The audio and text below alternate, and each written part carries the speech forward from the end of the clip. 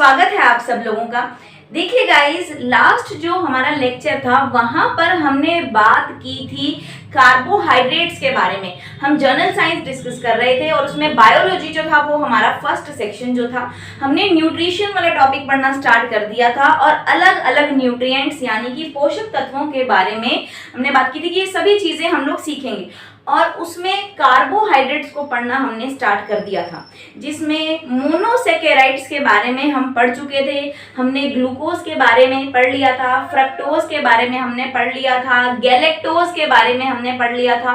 Then उसके बाद हमने ऑक्सी, ठीक है, राइबोज एंड डीऑक्सीराइबोज जो शुगर थी उनके बारे में भी जो भी चीजें हमें जाननी थी वो सारी हमने देख ली थी। आज का जो हमारा लेक्चर रहने वाला है वहां पर हम इन्हीं कार्बोहाइड्रेट्स को थोड़ा सा आगे बढ़ाएंगे और उसके बारे में जितनी चीजें और रह गई हैं हमारी समझने वाली वो सारी चीजों को हम आज के लेक्चर में समझ लेंगे। तो स्टार्ट कर रहे हैं। जो आज का टॉपिक हमारा रहने वाला है, हाँ जी, वो है डाइसेकेराइड्स के बारे में क्या है हमने पढ़ना है। ठीक है, डाइसेकेराइड्स जो है, अब सिंपल सी चीज है, यहाँ पर हमने बात कर ली थी, या तो हम पढ़ेंगे मोनोसेकेराइड्स के बारे में, फिर हम बात करेंगे डाइसेकेराइड्स के बारे में और लास्ट में हम बात करेंगे पॉलीसेकेराइड्स के बारे में।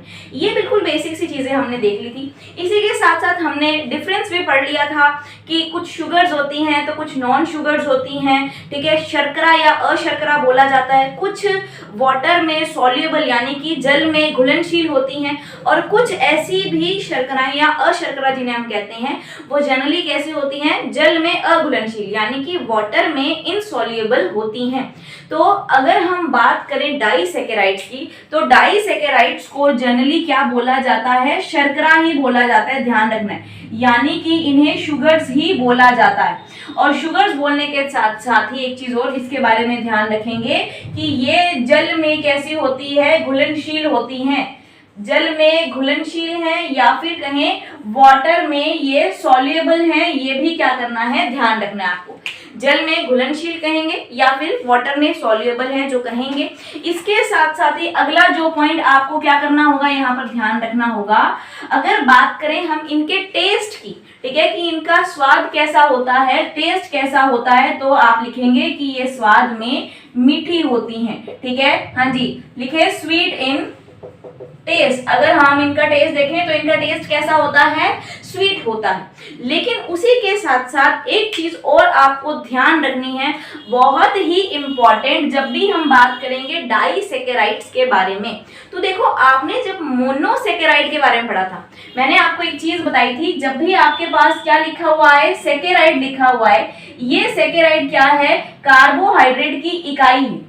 ठीक है, कार्बोहाइड्रेट की क्या है, यूनिट है। तो यूनिट ऑफ कार्बोहाइड्रेट हम किसको बोल देते हैं, सेकेराइड को बोल देते हैं। मोनोसेकेराइड में हमने पढ़ा कि ये कैसी होंगी, सिर्फ एक एक यूनिट की ही बनी हुई होंगी। मोनोसेकेराइड में क्या था कि कार्बोहाइड्रेट की सिर्फ एक ही यूनिट होगी, सिंगल यूनिट जब आपको मिलेगी, सिंगल या एक इकाई जब आपको मिलेगी तो उसे हम क्या बोल देते हैं, मोनोसेकेराइड। तो जब हम डाइसेकेराइड्स की बात करेंगे, हम यहाँ पर ध्यान रखेंगे कि ये दो मोनोसेकेराइड, ठीक है, ध्यान रखें, दो मोनोसेकेराइड की इकाइयों से मिलकर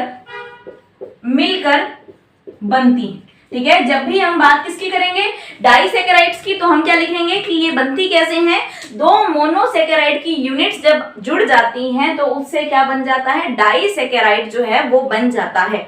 ओके, यानी कि जैसे आपने पढ़ा क्या, या तो हमने पढ़ा था ग्लूकोज के बारे में, ठीक है, या फिर हमने बात की थी किसकी, फ्रक्टोज के बारे में, या फिर हमने मेन किसके बारे में पढ़ा था, गैलेक्टोज के बारे में। ये तीन मोनोसेकेराइड जो थी, इन्हें हमने बहुत अच्छे से क्या था, जितनी भी चीजें इसके बारे में हमने समझनी थी वो सारी चीजें समझ ली थी। अब देखो, डाइसेकेराइड है, इन्होंने बोला कि ये इन्हीं, जो भी आपने मोनोसेकेराइड पढ़ी, जब भी कोई दो मोनोसेकेराइड जो है वो आपस में जुड़ जाएंगी तो हमारे पास एक डाइसेकेराइड जो बन जाएगा। मे बी ग्लूकोज और फ्रक्टोज जो है वो आपस में जुड़ जाएं, ठीक है, मे बी ग्लूकोज और गैलेक्टोज जो है वो आपस में जुड़े तो कोई अलग टाइप का डाइसेकेराइड बने। तो होगा क्या, हमेशा कोई भी दो ही मोनोसेकेराइड क्या होंगी, जुड़ेंगी। अब जो चीज आपको मेन समझने वाली है देखो हम बात कर रहे हैं केमिस्ट्री की, ठीक है। अब अगर आपको लगे यहाँ पर, वैसे हम पढ़ तो बायोलॉजी रहे हैं, लेकिन मैंने ऐसा क्यों कहा कि हम केमिस्ट्री की बात कर रहे हैं, क्योंकि ये जो पोर्शन है पूरा का पूरा, चाहे हम इसे बायोलॉजी में पढ़ रहे हैं, लेकिन देखो अगर हम बात कर रहे हैं ग्लूकोज की, ठीक है, फ्रक्टोज, गैलेक्टोज या कोई भी कार्बोहाइड्रेट, तो मैंने आपको बताया था जनरली कार्बोहाइड्रेट या तो कार्बन के, हाइड्रोजन के और ऑक्सीजन के, इन्हीं तीनों तत्वों से मिलकर बने होते हैं। तो देखो आप देखिए जितने भी तत्व पढ़ते हैं वो सभी हम किसके अंडर पढ़ते हैं, केमिस्ट्री के अंडर ही पढ़ते हैं ना, ठीक है। चाहे कार्बन है, हाइड्रोजन है, ऑक्सीजन है, तो ये क्या तत्व ही है, और उनकी स्टडी किसके अंडर होती है, केमिस्ट्री के अंडर होती है। तो इन्हीं तत्वों से मिलकर कोई भी चीज अगर बनेगी तो उसे हम बोलेंगे तो क्या, रसायन ही ना। अलग अलग तत्वों से मिलकर कोई भी चीज बन जाए, है तो क्या ये केमिकल्स ही। तो ऐसे जितने भी केमिकल्स जो हम पढ़ते हैं वो बेसिकली किसके अंडर, केमिस्ट्री के अंडर भी तो आए। तो ये जो, अगर मैं न्यूट्रिशन की बात कर रही हूँ तो इसमें जितने भी हम ऐसे केमिकल्स पढ़ेंगे वो आएंगे किसके अंडर, ठीक है, केमिस्ट्री के अंडर ही आएंगे। तो इसीलिए कई बार जब हम मान लो इस तरह के बायोमोलिक्यूल्स की स्टडी करते हैं, बायोमोलिक्यूल्स जैव अणु, जैसे अगर मैं बात कर रही हूँ ये कार्बोहाइड्रेट्स हैं, प्रोटीन्स हैं, ठीक है, विटामिन्स हैं, मिनरल्स हैं, जब भी हम इनकी क्या करते हैं, स्टडी करते हैं, तो इसे हम एक और नाम दे देते हैं बायोकेमिस्ट्री का ध्यान रखना है, ठीक है। और जब भी आप बताओ बायोकेमिस्ट्री या फिर केमिस्ट्री की बात होगी तो इतनी चीज बहुत ही ज्यादा क्लियर होती है सबको कि कोई भी जब दो परमाणु, दो अणु आपस में क्या होंगे, जुड़ेंगे, तो उनके बीच में कोई ना कोई बंध या फिर कोई ना कोई बॉन्ड जो है वो जरूर बनता है। इतना केमिस्ट्री में सभी ने पढ़ा होता है कि जब भी कोई दो अणु हैं, कोई मॉलिक्यूल्स हैं, कोई एटम्स हैं, एलिमेंट्स हैं, जब भी आपस में क्या होते हैं, कंबाइन होते हैं, जुड़ते हैं, तो उनके बीच में कोई ना कोई बॉन्ड जो है वो जरूर बनता है।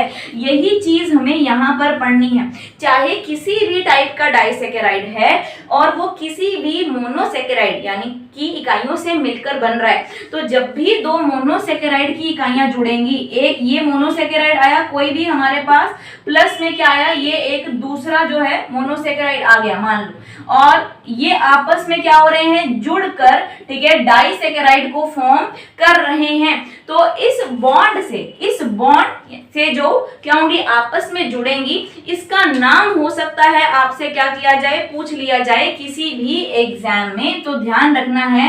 हाँ जी, ग्लाइकोसिडिक बॉन्ड जो है वो इसे बोला जाता है। अब ये ग्लाइकोसाइडिक भी लिखा हुआ आ सकता है, ग्लाइकोसिडिक भी लिखा हुआ आ सकता है, ठीक है। बस आपको क्या करना है, जो मेन नाम है वो ध्यान रखना है, ग्लाइकोसाइडिक या ग्लाइकोसिडिक बॉन्ड जो है, ठीक है, इन्हीं से दो मोनोसेकेराइड की जो यूनिट्स हैं वो आपस में कंबाइन होती हैं और डाइसेकेराइड जो है वो क्या करती हैं, फॉर्म करती हैं। ये बहुत इंपॉर्टेंट चीज है, ध्यान रखना। बनेंगी ये भी किससे, कार्बन, हाइड्रोजन और ऑक्सीजन से मिलकर ही बनेंगी, ठीक है। बनेगी कैसे, दो मोनोसेकेराइड की यूनिट से जुड़ने से बनेंगी।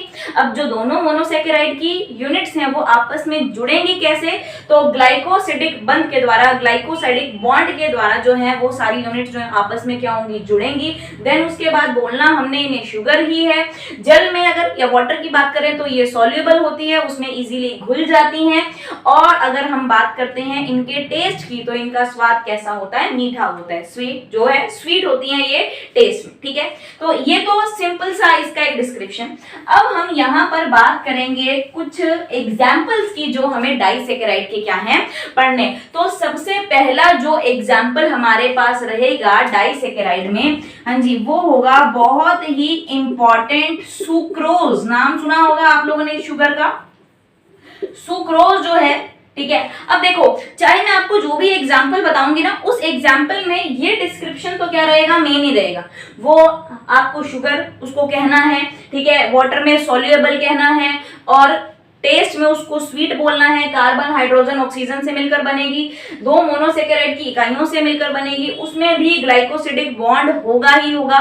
लेकिन जो चीज अब आपको सुक्रोज में याद रखनी है कि अगर हमने ये कह दिया कि दो मोनोसेकेराइड इकाइयां हैं, तो वो कौन कौन सी हैं, ठीक है, कौन कौन सी ऐसी जो यूनिट है मोनोसेकेराइड की आपस में जुड़ती हैं तो क्या बनता है, सुक्रोज बनता है। और आपको जो चीज ध्यान रखनी है, इसमें एक जुड़ेगी ग्लूकोज और दूसरी जुड़ेगी फ्रक्टोज, ठीक है। तो ग्लूकोज और फ्रक्टोज जब दोनों कंबाइन हो जाती हैं तो किसकी फॉर्मेशन हो जाती है, सुक्रोज की फॉर्मेशन हो जाती है। ये याद रखना, ग्लूकोज और फ्रक्टोज जो हैं वो मिलकर क्या बना देती हैं, सुक्रोज की फॉर्मेशन करती हैं, जो क्या होती है, ठीक है, जिसे हम शुगर बोलते हैं।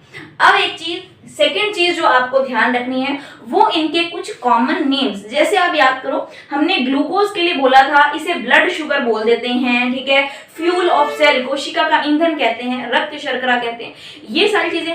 फ्रक्टोज के लिए हमने पढ़ा था ये फ्रूट शुगर होती है, ठीक है। गैलेक्टोज के लिए हमने पढ़ा था कि जनरली ये हमें कैसी मिलती है, माइल्ड शुगर कहते हैं उसे, और इसी के साथ साथ उसे, ठीक है, जो मिल्क शुगर है वो भी कभी कभी लिखा जाता है, क्योंकि एक्चुअली में लैक्टोज को बनाने में उसका क्या होता है, काफी ज्यादा कंट्रीब्यूशन होता है, ये चीज हमने पढ़ी। तो सेम ऐसे जो सुक्रोज के लिए भी कुछ कॉमन नेम जो है वो क्या करने हैं, आपको याद रखने हैं। और ये बहुत ज्यादा पूछा जाने वाला क्वेश्चन है क्योंकि इसके सबसे ज्यादा कॉमन नेम है। सबसे पहले चीज ध्यान रखो, इसे किचन शुगर जो है वो क्या कर देते हैं, बोल देते हैं किचन शुगर, यानी कि जो हमारे घर में नॉर्मली यूज होने वाली चीनी होती है वो क्या होती है, सुक्रोज ही होती है। ध्यान रखो, वो ग्लूकोज नहीं होती। काफी लोगों को लगता है कि वो क्या होगी, ग्लूकोज होगी, नहीं। हमारे घर में जो शुगर जो है, चीनी जो है वो यूज होती है, वो क्या होती है, सुक्रोज होती है। लोगों को ग्लूकोज लगता है जिस बिकॉज ग्लूकोज से मिलकर ये बनती है, ठीक है, तो लेकिन वो ग्लूकोज नहीं होती, वो क्या होती है, शुगर होती है। तो इसे हम कार्बोहाइड्रेट जरूर कह सकते हैं, लेकिन सिर्फ ग्लूकोज नहीं कहना है, ध्यान रखें। अब किचन शुगर है तो वही हिंदी में आपके पास लिखा हुआ आ सकता है रसोई घर की शर्करा, ठीक है।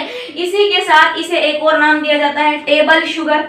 अब टेबल शुगर है तो ऑब्वियसली वही चीज आ गई ना, जो चीज क्या होगी हमारे टेबल्स पर मिलेगी, या फिर नॉर्मल शुगर जिसको हम बोल देते हैं, तो वो भी यही होती है। इसके अलावा इसे बोला जाता है, ध्यान रखो, गन्ने की शर्करा। गन्ने की शर्करा यानी कि इंग्लिश में इसे हम लिख सकते हैं केन शुगर, भी जो है इसे कई बार बोला जाता है। ध्यान रखो, केन शुगर जो है वो भी इसे कहा जाता है। जो गन्ना होता है, शुगर केन होता है, वहां से जो चीनी हमें मिलती है या शुगर जो हमें मिलती है वो कौन सी होती है, सुक्रोज होती, ग्लूकोज नहीं होती, फ्रक्टोज नहीं होती, या कोई और कार्बोहाइड्रेट नहीं होता। कौन सी होती है, ठीक है, गन्ने से जो मिलती है वो सुक्रोज होती है, ध्यान रखें। अब क्योंकि आप देखो कि ये हमें क्या मिल रही है, सबसे ज्यादा यूज में है किचन शुगर है, ठीक है, ऑब्वियसली ये कितने ज्यादा हमारे क्या आती है, यूज में आती है, टेबल शुगर है, गन्ने की शर्करा है, इसीलिए इसका एक और नाम जो है वो आपको याद करना है, इसे ट्रेड शुगर भी बोलते हैं। ट्रेड शुगर का मतलब यहाँ पर क्या हुआ, जिसका बिजनेस किया जाता है, तो इसे हिंदी में लिखा जाता है व्यापारिक शर्करा, ध्यान रखना, ठीक है। व्यापारिक शर्करा जो है वो आपको इसे कहना है, ट्रेड शुगर बोलना है, व्यापारिक शर्करा बोलना है, किचन शुगर बोलना है, टेबल शुगर बोलना है, केन शुगर बोलना है, गन्ने की शर्करा बोलना है, ठीक है। और इसी के साथ साथ एक और नाम, गन्ने से मिलता जुलता ही एक और नाम, इक्षु शर्करा भी इसे बोलते हैं, क्योंकि गन्ने को भी क्या बोला जाता है, इक्षु, तो इक्षु शर्करा जो है वो इसे क्या है, बोला जाता है। अब एक्चुअली में बहुत सारे कुछ रीजन, ये इतना डिटेल में हमने नहीं पढ़ना है कि इसको जो केन शुगर है वो क्या है, क्यों बोला जाता है, ठीक है, इक्षु शर्करा इसे क्यों बोला जाता है, या फिर इसे एक और नाम दिया जाता है, मैं यहाँ पर लिख देती हूँ, ठीक है, कि इसे प्रतीप शर्करा भी बोला जाता है। ध्यान रखना है, प्रतीप शर्करा भी इसे बोला जाता है। इंग्लिश में आप लिखेंगे इनवर्ट शुगर, इनवर्ट शुगर जो है वो भी इसे बोला जाता है। अब ये स्पेसिफिकली नाम जो है वो क्यों दिया गया है, उसका हमें जानने का कोई मतलब नहीं, क्योंकि उसके लिए हमें क्या करना होता है, काफी ज्यादा हाई लेवल पर जाकर इस सुक्रोज की पूरी स्ट्रक्चर की स्टडी करनी होती है, जो हमें हमारे सिलेबस के अकॉर्डिंग बिल्कुल भी नहीं करना है। हमें सिर्फ जो है वो नाम इनके क्या है जानने बहुत ज्यादा इंपॉर्टेंट है, और प्लस में किन दो मोनोसेकेराइड यूनिट से मिलकर बनी होती है वो भी हमें जानना बहुत ज्यादा इंपॉर्टेंट है। आई होप इतना सा सेक्शन आपको समझ में आ गया होगा। मैं इसे यहाँ से इरेज करती हूँ, प्लीज साथ के साथ इसको नोट जरूर करते जाएं, एंड बिल्कुल ये वाली चीज को, इस डिस्क्रिप्शन को यहीं पर पड़ा रहने देते हैं। और अब बात करते हैं सेकंड टाइप की जो हमारी शुगर जो हमें यहाँ पर डिस्कस करनी है उसके बारे में। देखो अब सुक्रोज पढ़ लिया। सुक्रोज के बाद जो अगली आपको शुगर पढ़नी है यहाँ पर डाइसैकेराइड, वो है माल्टोज। ठीक है, माल्टोज को क्या करना है आपको यहाँ पर पढ़ना है।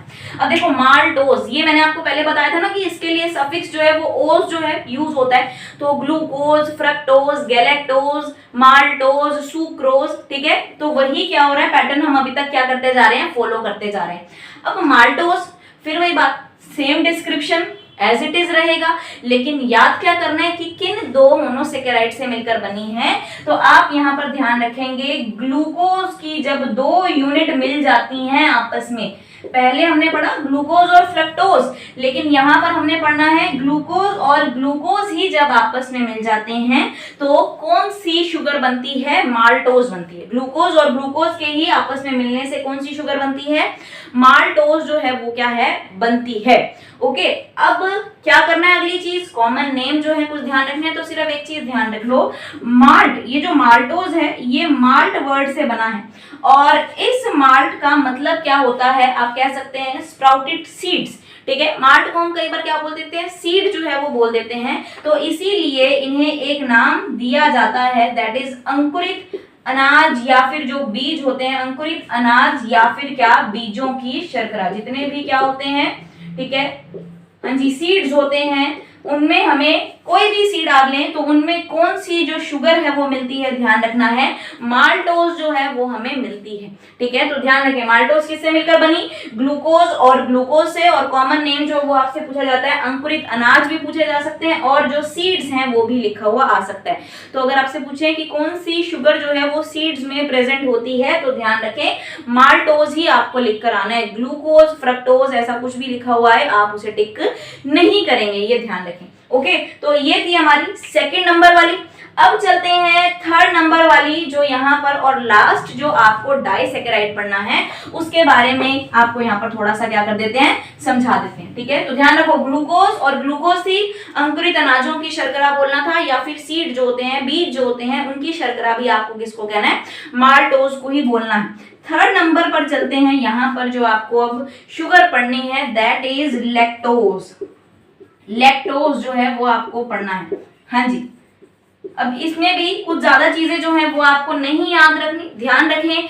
लैक्टोज अगर आपसे पूछा जाए बनेगा किससे, तो याद करो, अभी मैंने आपको बताया था कुछ ही देर पहले कि जो गैलेक्टोज होती है उससे मिलकर क्या बनती है, लैक्टोज बनती है। लेकिन सिर्फ गैलेक्टोज से नहीं, आपको प्लस में क्या डालना होगा, उसमें ग्लूकोज जो है वो ऐड करना होगा। तो ग्लूकोज और गैलेक्टोज, ग्लूकोज और गैलेक्टोज को जब हम क्या कर देते हैं, ठीक है, ग्लाइकोसिडिक बॉन्ड से दोनों क्या हो जाती हैं, जुड़ती हैं, तो किसकी फॉर्मेशन हो जाती है, लैक्टोज जो है उसकी फॉर्मेशन हो जाती है। और ये जो लैक्टोज है इसे बोला जाता है मिल्क शुगर, बहुत ही इंपॉर्टेंट, मिल्क शुगर, या फिर लिखा हुआ आता है दूध की शर्करा। मिल्क में जो आपको हल्का सा जो नेचुरली स्वीटनेस जो मिलती है, अगर आप उसमें कोई भी एडिड शुगर जो है वो नहीं आप उसमें डाल रहे हैं बाहर से, तो उस मिल्क में जो बिल्कुल स्लाइटली सा आपको मीठा सा टेस्ट मिलता है, ठीक है, वो किसकी वजह से मिलता है, वो इस लैक्टोज की वजह से ही मिलता है। तो आपको ये सिंपल सा क्वेश्चन जैसे पूछा जा सकता है कि मिल्क शुगर किसे कहते हैं, या फिर क्या कहते हैं, एक एग्जाम में इस तरीके का क्वेश्चन भी पूछा गया है कि गाय के दूध में जो शुगर होती है उसका नाम बताओ। तो किसी भी टाइप का आप क्या कर रहे हैं, मिल्क ले रहे हैं, उसमें जो शुगर मिलेगी वो आपको कौन सी मिलेगी, लैक्टोज ही मिलेगी। ये चीज आपको क्या करनी है, ध्यान रखनी। तो डाइसैकेराइड में मैंने आपको लैक्टोज बताया है, इसके अलावा एक हमने पढ़ा है सुक्रोज, और इसके अलावा एक और हमने पढ़ा है माल्टोज। तो ध्यान रखो, तीन ये तरह के जो डाइसैकेराइड हैं वो हमने यहाँ पर पढ़ लिए हैं, और ये तीनों ही सिर्फ जो है वो आपको यहाँ पर क्या करने हैं, अच्छे से पढ़ने हैं। सुक्रोज के लिए हमने कौन कौन सी ट्रेड शुगर बोला, व्यापारिक शर्करा बोला, किचन शुगर रसोई घर की, ठीक है, टेबल शुगर कह दिया, देन उसके बाद इक्शु शर्करा बोला, गन्ने की शर्करा, केन शुगर बोला, प्रतीप शर्करा बोला, इन्वर्ट शुगर जो है बोला। तो ये सभी नाम हमने सुक्रोज के। सुक्रोज बहुत इंपॉर्टेंट है क्योंकि इसके कॉमन नेम बहुत ज्यादा हैं, तो कोई ना कोई एक जो है वो एग्जाम में पूछ ही लिया जाता है आपसे। एंड देन हमने पढ़ा माल्टोज के बारे में। माल्टोज का मतलब क्या था, बनती किससे है, ग्लूकोज, प्लस में ग्लूकोज ही लिखेंगे और साथ में क्या लिखेंगे कि जो बीज होते हैं या अंकुरित अनाज होते हैं, सीड्स होते हैं, उनमें हमें कौन सी शर्करा या शुगर मिलती है, तो माल्टोज मिलती है। ये डाइसेकेराइड का पूरा सेक्शन जो है वो खत्म हो चुका है। इसके बाद बिल्कुल छोटी सी चीज पॉलीसेकेराइड के बारे में हमने पढ़ना है, फटाफट इसको नोट कर ले, फिर चलते हैं आगे। हाँ जी, तो देखिए हमने डाइसेकेराइड के बारे में पढ़ लिया। नेक्स्ट जो अब हम टाइप का यहाँ पर पढ़ेंगे, थर्ड नंबर पे हमने जो चीज पढ़नी है वो है पॉलीसेकेराइड्स के बारे में, ठीक है। हाँ जी, अब पॉलीसेकेराइड्स क्या होते हैं, तो सिंपल सी चीज आप देखो, नाम से हमें पता चल रहा है, पॉली का मतलब क्या होता है, मैनी। पॉली का मतलब होता है मैनी, यानी कि बहुत सारे, ठीक है, बहुत सारे। तो जब बहुत सारे जो मोनोसेकेराइड्स हैं वो क्या है, आपस में जुड़ जाती हैं, तो क्या बन जाते हैं, पॉलीसेकेराइड जो हैं बन जाते हैं। तो इसके लिए हम यहाँ पर क्या सिंपल सी चीज ही लिख सकते हैं कि बहुत सारी। अब एक चीज, या तो मैं ये कह दूं कि जैसे बहुत सारी जो मोनोसेकेराइड्स हैं वो मिलकर क्या बना लेती हैं, पॉलीसेकेराइड, या फिर मैं ये कह सकती हूँ कि जो पॉलीसेकेराइड है उनका अगर हम ब्रेक डाउन करें, उन्हें अगर हम क्या करें, बिल्कुल सिंपल अणुओं में तोड़ने की कोशिश करें, तो हमारे पास क्या बन जाएगा, मोनोसेकेराइड की बहुत सारी यूनिट्स जो है वो हमें मिल जाएंगी। ऑब्वियसली सिंपल सी बात है ना। अगर मैं ये कह सकती हूँ कि ग्लूकोज और फ्रक्टोज से सुक्रोज बनता है, तो मैं ये भी कह सकती हूँ कि सुक्रोज का अगर हम क्या करवा देते हैं, उसका ब्रेक डाउन करवाते हैं, उन्हें सिंपल अणुओं में तोड़ते हैं, तो हमारे पास ग्लूकोज और फ्रक्टोज बन जाएगा।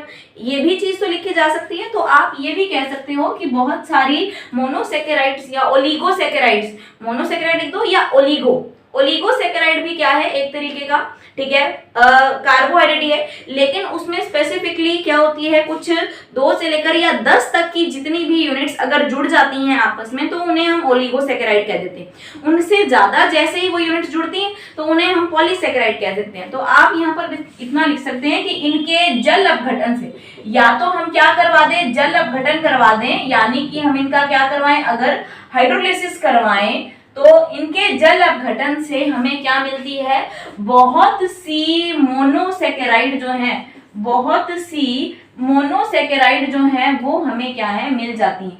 लेकिन इनका ब्रेकडाउन होगा कैसे, ये ध्यान रखना है, जल अपघटन से ही होगा। अगर हम इनका क्या करवाते हैं, हाइड्रोलिसिस करवाते हैं, तभी क्या होती है, ये ब्रेक होती हैं और हमें बहुत सी जो मोनोसेकेराइड्स हैं वो क्या हो जाती हैं, मिल जाती हैं, क्योंकि इनसे मिलकर ही तो क्या होती हैं, ये बनती है। ये चीज आपको क्या करनी है, ध्यान रखनी है। इसके अलावा जो अगली चीज आपको यहाँ पर ध्यान रखनी होगी वो इनकी कुछ क्या होती हैं, वही प्रॉपर्टीज, इनके गुण ही आपको पढ़ने हैं।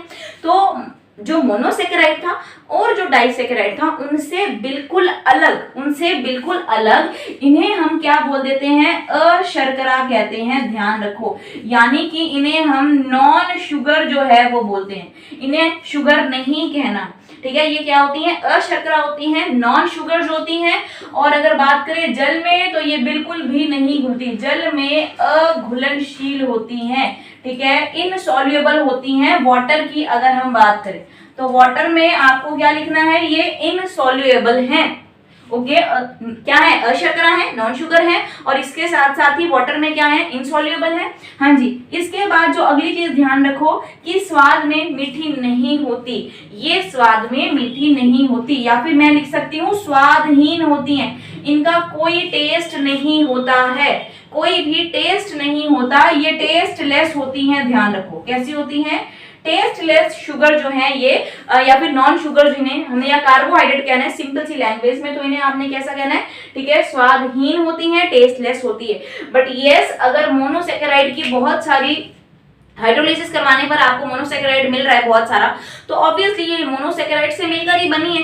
अगर मोनोसेकेराइड से मिलकर बनी है तो एक चीज बिल्कुल ध्यान रखनी है कि जो बॉन्ड इनके बीच में मिल रहा है या जो बंध इनके बीच में मिल रहा है वो कौन सा बंध है, ग्लाइकोसिडिक बॉन्ड ही है, ध्यान रखो।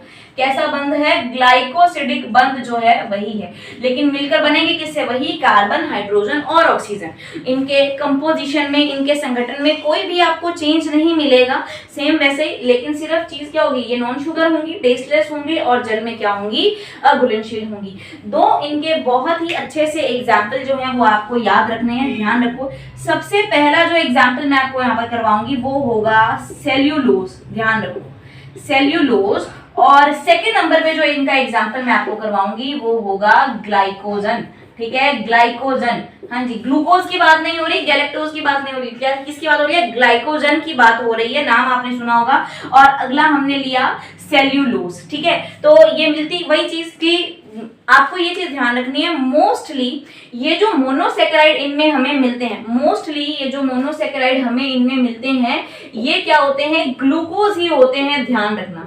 ठीक है, कोई अलग सा गैलेक्टोज वगैरह हमें नहीं मिलता है मोस्टली, या काफी केसेस में जो आपको पॉलीसेकेराइड में हमने बोला कि मोनोसेकेराइड बहुत सारी जुड़ जाती हैं, तो वो मोनोसेकेराइड कौन सी होती है? ध्यान रखो, ग्लूकोज ही होती है। हर केस में आपको जो है ग्लूकोज जो है वो मिल जाती है।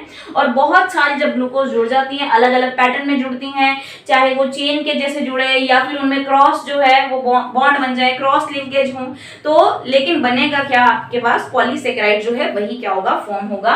फिर बात करें, ये सेल्यूलोज लिखा हुआ है।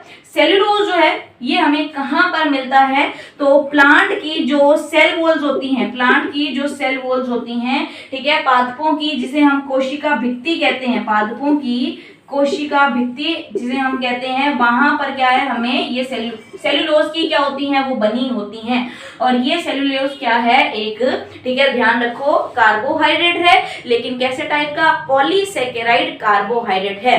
और सेम अगर हम बात करें ग्लाइकोजन की, तो ग्लाइकोजन को हम क्या बोल देते हैं? ध्यान रखना है आपने, क्या?